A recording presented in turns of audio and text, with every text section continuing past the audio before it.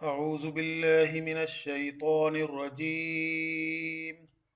بسم الله الرحمن الرحيم. السلام علیکم ورحمۃ اللہ وبرکاتہ. Hello, my dear students and honorable parents. آج جو میں چیپٹر لایا ہوں وہ آپ کی کسی درسی کتاب میں سے نہیں ہے، بلکہ یہ ایک منفرد موضوع ہے جس پر نظر ڈالنا ہم سب کی ذمہ داری ہے.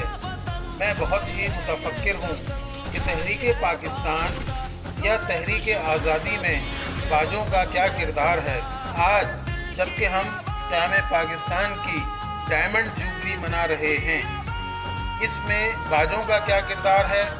بے شمار بچے ہر گلی محلے میں 14 اگست کی آزادی کا باجوں کے ذریعے استقبال کر رہے ہیں. میں نے کسی تاریخ کی کتاب یا کسی استاد کی زبانی کبھی 14 اگست کی خوشی میں باجوں کا ذکر نہیں سنا. البتہ ملی نغموں کا ذکر ہے، تحریک پاکستان کے قائدین کا ذکر ہے. ان میں سر فہرست حضرت قائد اعظم محمد علی جناح رحمۃ اللہ علیہ، حضرت قائد ملت لیاقت علی خان رحمۃ اللہ علیہ اور مادر ملت محترمہ فاطمہ جناح رحمۃ اللہ علیہ وغیرہ ہیں.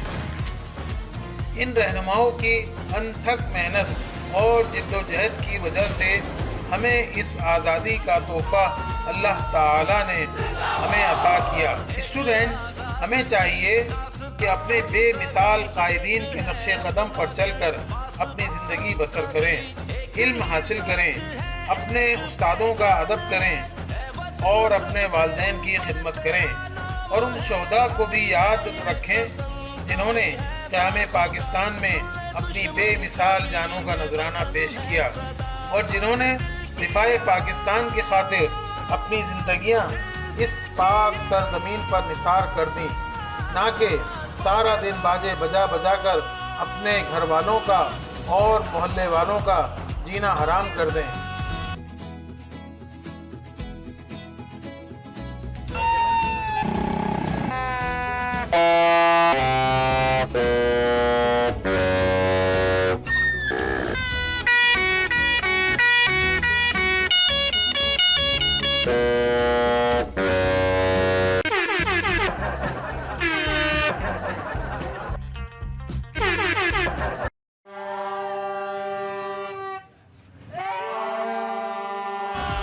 آخر میں آپ تمام حضرات کو 14 اگست کی یعنی جشن آزادی مبارکباد پیش کرتا ہوں اور آپ لوگوں سے اپنے چینل کو سبسکرائب کرنے کی درخواست کرتا ہوں.